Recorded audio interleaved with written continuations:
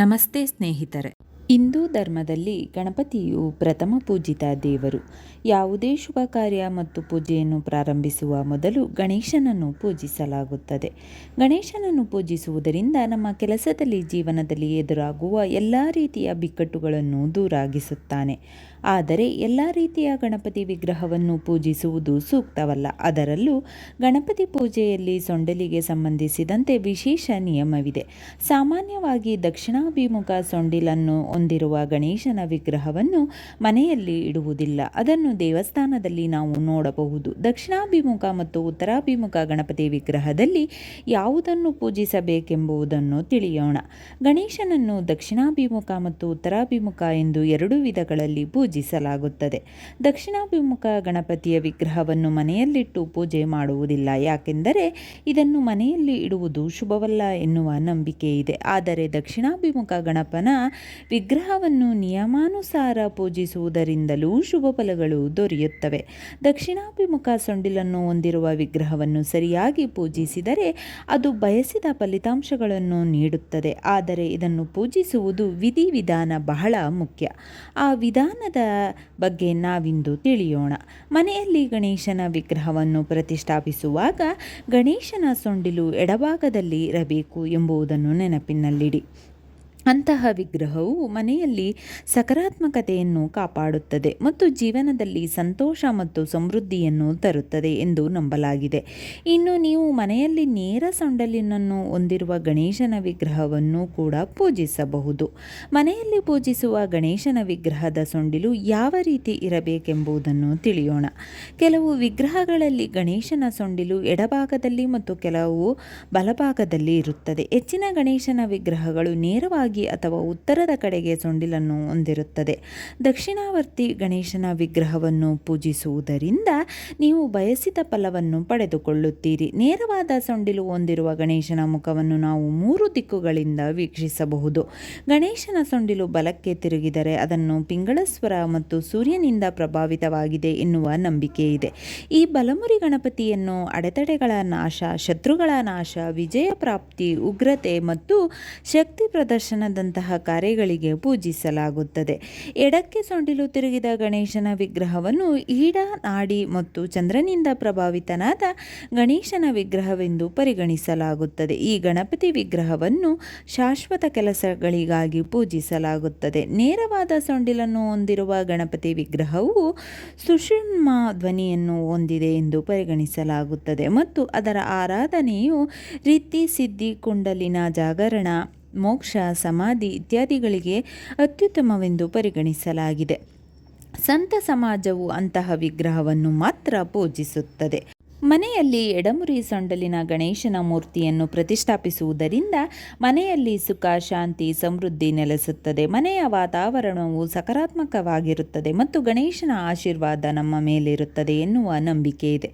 ಅದೇ ರೀತಿ ಬಲಮುರಿ ಗಣಪತಿಯನ್ನು ಪೂಜಿಸುವುದರಿಂದ ಜೀವನದ ಅದೆಷ್ಟೋ ದೊಡ್ಡ ಸಮಸ್ಯೆಗಳೇ ಇದ್ದರೂ ಅದು ಕೊನೆಗೊಳ್ಳುತ್ತದೆ ಎನ್ನುವ ನಂಬಿಕೆ ಇದೆ. ಒಂದು ವೇಳೆ ನೀವು ಮನೆಯಲ್ಲಿ ಬಲಮುರಿ ಗಣೇಶನನ್ನು ಪೂಜಿಸಲು ಬಯಸಿದರೆ ತಜ್ಞರನ್ನು ಸಂಪರ್ಕಿಸಿ ನಂತರ ಪೂಜಿಸಬೇಕು. ಏಕೆಂದರೆ ಈ ಮೂರ್ತಿಯ ಪೂಜೆ ವಿಧಿವಿಧಾನಗಳು ಉಳಿದೆಲ್ಲ ಗಣಪತಿ ವಿಗ್ರಹದ ಪೂಜೆ ವಿಧಿವಿಧಾನಗಳಿಗಿಂತ ಭಿನ್ನವಾಗಿರುತ್ತದೆ. ಬಲಮುರಿ ಗಣಪತಿ ವಿಗ್ರಹವು ಸೂರ್ಯನ ಶಕ್ತಿಯಿಂದ ಪ್ರಭಾವಿತವಾಗಿದ್ದರೆ ಎಡಮುರಿ ಗಣೇಶನ ವಿಗ್ರಹವು ಚಂದ್ರನ ಶಕ್ತಿಯಿಂದ ಪ್ರಭಾವಿತವಾಗಿರುತ್ತದೆ. ಇನ್ನು ನೀವು ಮನೆಯಲ್ಲಿ ನೇರ ಸೊಂಡಿಲಿರುವ ಗಣಪತಿ ವಿಗ್ರಹವನ್ನು ಕೂಡ ಪೂಜಿಸಬಹುದು. ಆದರೆ ನೀವು ಮನೆಯಲ್ಲಿ ಯಾವುದೇ ಗಣಪತಿ ವಿಗ್ರಹವನ್ನು ಪ್ರತಿಷ್ಠಾಪನೆ ಮಾಡುವ ಮುನ್ನ ಪಂಡಿತರ ಸಲಹೆಯನ್ನು ತೆಗೆದುಕೊಳ್ಳುವುದು ತುಂಬಾನೇ ಅವಶ್ಯಕ. ಗರಿಕೆಯನ್ನು ದೂರ್ವೆ ಎಂದು ಕರೆಯಲಾಗುತ್ತದೆ. ಗರಿಕೆ ಬೆಳೆಯಲು ನಿರ್ದಿಷ್ಟ ಪ್ರದೇಶ ಎಂಬುದು ಇಲ್ಲ. ಇದು ಎಲ್ಲೆಂದರಲ್ಲಿ ಬೆಳೆಯುತ್ತದೆ. ಆದರೂ ಇದು ಗಣೇಶನ ಪೂಜೆಗೆ ಶ್ರೇಷ್ಠವಾಗಿದೆ. ಆಯುರ್ವೇದದ ಪ್ರಕಾರ ದೂರ್ವೆ ಅಥವಾ ಗರಿಕೆ ಹುಲ್ಲಿನ ರಸವು ಶರೀರದ ಉಷ್ಣತೆಯನ್ನು ಕಡಿಮೆ ಮಾಡುತ್ತದೆ. ಗಣಪತಿ ಪೂಜೆಗೆ ಗರಿಕೆ ಬಳಸುವುದರ ಹಿಂದೆ ಬಹಳಷ್ಟು ಕಥೆಗಳಿದೆ. ಅದರಲ್ಲಿ ಒಂದು ಗಣಪತಿಗೆ ಅಪ್ಸರೆಯ ಶಾಪದ ಕಥೆ. ಪೂಜೆಯಲ್ಲಿ ಗರಿಕೆ ಬಳಸುವುದರ ಹಿಂದೆ ಒಂದು ಕತೆ ಇದೆ. ಗಣಪತಿ ಒಮ್ಮೆ ಧ್ಯಾನಮಗ್ನರಾಗಿರುತ್ತಾನೆ. ಗಣೇಶನನ್ನು ಮದುವೆಯಾಗುವ ಆಸೆಯಿಂದ ಅಪ್ಸರೆಯು ಧ್ಯಾನಭಂಗ ಮಾಡಿ ಗಣಪತಿಗೆ ಪ್ರೇಮ ನಿವೇದನೆ ಮಾಡುತ್ತಾಳೆ. ಆದರೆ ಗಣೇಶ ಅಪ್ಸರೆಯ ಬೇಡಿಕೆ ಒಪ್ಪುವುದಿಲ್ಲ. ಇದರಿಂದ ಕೋಪಗೊಂಡ ಅಪ್ಸರೆ ಗಣೇಶನಿಗೆ ಶಾಪ ನೀಡುತ್ತಾಳೆ. ಇದರಿಂದ ಗಣೇಶನಿಗೆ ತಡೆಯಲಾರದಷ್ಟು ದಾಹವಾಗುತ್ತದೆ. ಅದನ್ನು ತಡೆಯಲು ಗಣೇಶ ಅಲ್ಲೇ ಇದ್ದ ಗರಿಕೆಯನ್ನು ತಲೆ ಮೇಲೆ ಧರಿಸುತ್ತಾನೆ. ನಂತರ ದಾಹ ಕಡಿಮೆಯಾಗುತ್ತದೆ. ಆದ್ದರಿಂದ ಗಣೇಶನ ಪೂಜೆಗೆ ದೂರ್ವೆ ಬಳಸಲಾಗುತ್ತದೆ ಎಂದು ನಂಬಲಾಗಿದೆ. ಸಾಮಾನ್ಯವಾಗಿ ಗಣೇಶನಿಗೆ 5, 7, 21ರಂತೆ ಬೆಸ ಸಂಖ್ಯೆಯಲ್ಲಿ ಗರಿಕೆಯನ್ನು ಸಮರ್ಪಿಸಲಾಗುತ್ತದೆ. ಕೆಲವರು ಹಾರ ಮಾಡಿ ಕೂಡ ಹಾಕುತ್ತಾರೆ. ರಾವಣ ಕೂಡ ಗಣೇಶನಿಗೆ ಪ್ರತಿದಿನ ತಪ್ಪದೆ ಗರಿಕೆ ಅರ್ಪಿಸುತ್ತಿದ್ದ ಎಂದು ಪುರಾಣದಲ್ಲಿ ಉಲ್ಲೇಖವಾಗಿದೆ. ಗರಿಕೆ ಜೊತೆಗೆ ಗಣೇಶನಿಗೆ ಬಿಳಿ ಎಕ್ಕದ ಹೂವನ್ನು ಕೂಡ ಸಮರ್ಪಿಸಲಾಗುತ್ತದೆ.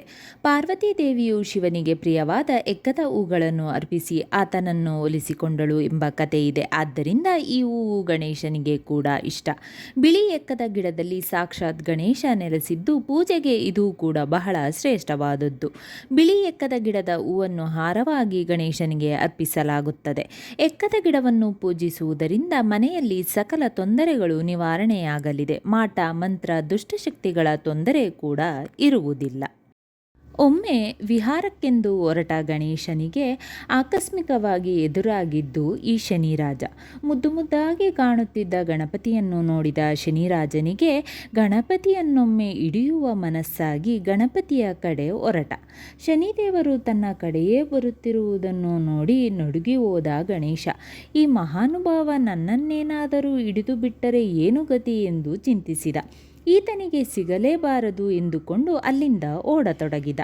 ಹಾಗೆ ಓಡುತ್ತಿದ್ದ ಗಣೇಶನನ್ನು ಕೂಗಿದ ಶನಿದೇವರು ನಿಲ್ಲುವಂತೆ ಹೇಳಿ ನಾನೇನು ನಿನಗೆ ತೊಂದರೆ ಮಾಡುವುದಿಲ್ಲ. ಒಂದೇ ಒಂದು ಕ್ಷಣ ನಿನ್ನ ಜನ್ಮರಾಶಿ ಪ್ರವೇಶಿಸಿ ಹೊರಟು ಹೋಗುತ್ತೇನೆ ಎಂದನು. ಇದಕ್ಕೊಪ್ಪದ ಗಣೇಶ ನಿನ್ನ ಸಹವಾಸವೇ ಬೇಡ ಎಂದು ಹೇಳಿ ಮತ್ತೆ ಓಡತೊಡಗಿದ. ಗಣೇಶನ ಮಾತಿನಿಂದ ಕೆರಳಿದ ಶನಿದೇವರು ಏನಾದರಾಗಲಿ ಈತನನ್ನು ಹಿಡಿಯದೆ ಬಿಡುವುದಿಲ್ಲವೆಂದು ತೀರ್ಮಾನಿಸಿ ಗಣೇಶನ ಬೆನ್ನು ಹತ್ತಿದ. ಗಣೇಶ ಇನ್ನೂ ಜೋರಾಗಿ ಓಡತೊಡಗಿದ. ಆದರೂ ನಮ್ಮ ಡೊಳ್ಳು ಹೊಟ್ಟೆಯ ಗಣೇಶನಿಗೆ ಓಡಲು ಕಷ್ಟವಾಗಿ ನಿಂತುಬಿಟ್ಟ. ಇದನ್ನು ಕಂಡು ಖುಷಿಗೊಂಡ ಶನಿದೇವರು ನಗುತ್ತಲೇ ಗಣೇಶನ ಕಡೆ ಬರತೊಡಗಿದರು. ಆಗ ನಮ್ಮ ಬುದ್ಧಿವಂತ ಗಣಪ ಅಲ್ಲಿಯೇ ಪಕ್ಕದಲ್ಲಿ ಮೇಯುತ್ತಿದ್ದ ಹಸುವನ್ನು ಕಂಡು ಅದರ ಮುಂದೆ ಹುಲ್ಲಿನ ಗರಿಕೆಯಾಗಿಬಿಟ್ಟ. ಆ ಗರಿಕೆಯನ್ನು ಹಸು ತಿಂದು ಬಿಟ್ಟಿತು. ಇದನ್ನು ಗಮನಿಸಿದ ಶನಿದೇವರು ಸಹ ಹಸುವಿನ ಮುಂದೆ ಗರಿಕೆಯಾದಾಗ ಹಸು ಅದನ್ನು ತಂದು ಬಿಟ್ಟಿತು. ಈಗ ಗಣೇಶನಿಗೆ ಫಜೀತಿಯಾಯಿತು. ಎತ್ತ ಹೋಗುವುದೆಂದು ತಿಳಿಯದೆ ಹಸುವಿನ ಸಗಣಿಯ ರೂಪದಲ್ಲಿ ಆಚೆ ಬಂದ. ಗಣೇಶ ಹಸುವಿನ ಸಗಣಿಯ ಜೊತೆ ಹೊರ ಹೋಗಿದ್ದನ್ನು ನೋಡಿದ ಶನಿದೇವರು ಅಸಹ್ಯಪಟ್ಟುಕೊಂಡು ಹೊರಟು ಹೋದರು. ಅಂದಿನಿಂದ ಯಾವುದೇ ಶುಭ ಕಾರ್ಯ ಮಾಡುವಾಗ ಶನಿಯ ವಕ್ರದೃಷ್ಟಿ ಬೀಳದಿರಲೆಂದು ಸಗಣಿ ಮತ್ತು ಗರಿಕೆಯನ್ನು ತಂದು ಸಗಣಿಯನ್ನು ಉಂಡೆ ಮಾಡಿ ಗರಿಕೆ ಮುಡಿಸಿ ಗಣೇಶನನ್ನು ಪ್ರಥಮವಾಗಿ ಪೂಜಿಸುತ್ತಾರೆ. ಆದ್ದರಿಂದ ಎಲ್ಲ ಶುಭ ಕಾರ್ಯಗಳಲ್ಲಿ ಗಣೇಶನ ಪ್ರತಿಮೆ ಅಥವಾ ಪ್ರಥಮ ಪೂಜೆ ಗಣಪನಿಗೆ ಸಲ್ಲಿಸುತ್ತಾರೆ. ಇದು ಸಗಣಿಯ ಮಹತ್ವ ತಿಳಿಸುವ ಒಂದು ಪೌರಾಣಿಕ ಕಥೆಯಾಗಿದೆ.